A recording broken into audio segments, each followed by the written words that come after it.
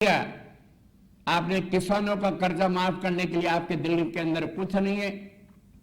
अडानी जैसे आदमी का आप करोड़ों हजारों करोड़ का कर्जा माफ करते हो, जिसके ऊपर आपने अभी अभी जो देश दुनिया का दूसरे नंबर का व्यक्ति था वो आप 10 नंबर में भी नहीं रहा। फ्रॉड करने वाले ऐसे लोग आपके भारतीय जनता पार्टी के निकट के मित्र हैं। इसलिए हम सबको सोचना पड़ेगा कि ये जुमला पार्टी देश के लोगों को जो दोहन कर रही है, ये उनका आखिरी बजट है मनोहर भाई।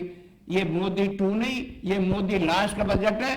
और अब की बार केंद्र में जो भी सरकार बनेगी वो गैर भाजपा कृत सरकार बनेगी और मजदूरों का, किसानों का, गरीबों का, नौजवानों का फिर से हम परचम फहराएंगे और देश को इन लोगों जो जुमले फेंकते हैं, जो लोगों का शोषण करते हैं, उनसे मुक्ति प्राप्त करेंगे। तिवारी जी, आपने लंबी जो है फहरिस्त बताई। ऐसा तो नहीं है कि आप बजट कुछ नहीं हो सकता, बजट में बहुत कुछ है चीज़ें। इंफ्रास्ट्रक्चर को लेकर जिस तरीके से बात की गई कि जो उसको मजबूत करने के लिए हर तरीके से काम किया जाएगा, साथ ही 80 करोड़ लोगों को जो मुफ्त अनाज दिया जा रहा है। और तीसरी बात यह है कि जिस तरीके से दावे किए गए हैं कि मध्यम वर्ग के लिए और ख़ास तौर से एमएसएमई है उसको बड़ा जो है फायदा इस बजट से हो सकता है, तो आप सारी बातों को नकारात्मक कैसे ले सकते हैं? कुछ तो अच्छा है ही है। मनोहर भाई, कुछ अच्छा ये है कि जुमला पार्टी ने जुमले के नाम पर देश के लोगों को 9 साल तक ठगा।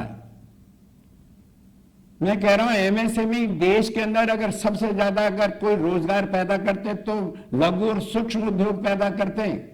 आपने उनके लिए क्या किया है बताओ तो सही। आम व्यापारी के लिए आपने काम किया है।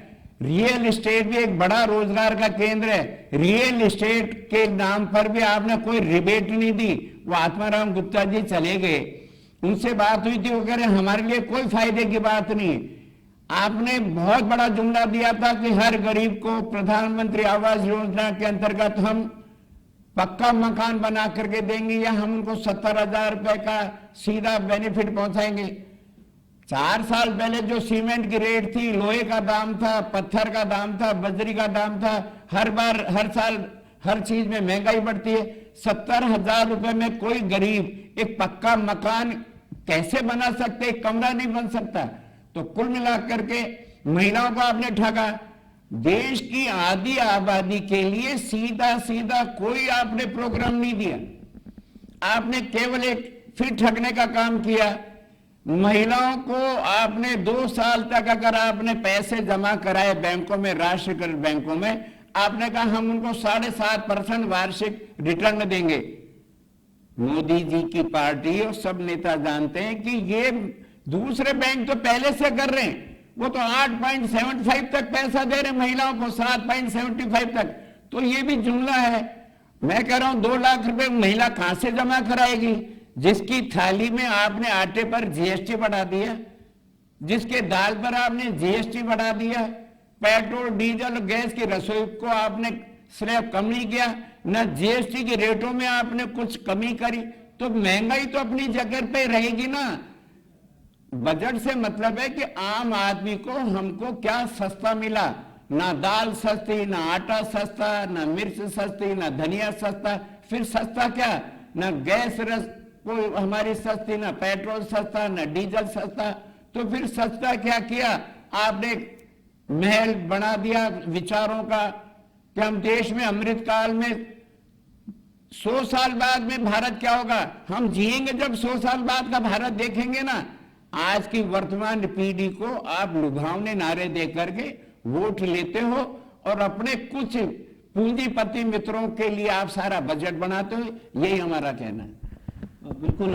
साथ ही हम चर्चा को आगे बढ़ाते हैं और जो देवेंद्र यादव जी, आप आम आदमी पार्टी से बिलोंग करते हैं, जानना चाहेंगे कि ये जो भाजपा के तमाम जो प्रवक्ता है, लोग कह रहे हैं कि ये आर्थिक सुधारों वाला एक बजट है, साथ ही इंफ्रास्ट्रक्चर की जिस तरीके से बात की गई उसमें सब चीज़ें आ जाती है। समावेशी जो विकास की जो बात की गई सप्तऋषि में सबसे पहला पॉइंट है, उसको आप कैसे देखिए? किसी भी देश का विकास तब होगा जब उसके नागरिक स्वस्थ होंगे, एजुकेटेड होंगे, उनको मूलभूत सुविधाएं मिल पाएंगी।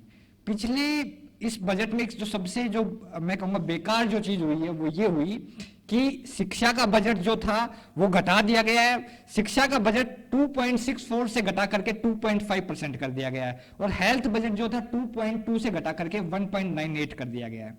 तो जब देश का युवा, जब देश के बच्चे पढ़ाई लिखाई हासिल नहीं कर पाएंगे, जब देश के नागरिक स्वस्थ नहीं रहेंगे, तो वो देश प्रगति कैसे करेगा। आप इंफ्रास्ट्रक्चर की बात कर रहे हैं, इन्होंने 80 लाख घर जो है पीएम आवास योजना में देने की बात की, लेकिन पिछले साल में ये 38 लाख का आंकड़ा ही छू पाए। इन्होंने 25,000 किलोमीटर जो है सड़कें बनाने की बात की, महज 5700 किलोमीटर सड़कें बना पाए। इन्होंने 3 करोड़ से ज्यादा जो है घरों को पानी पहुंचाने की बात की, उसका 50% आंकड़ा नहीं छू पाए।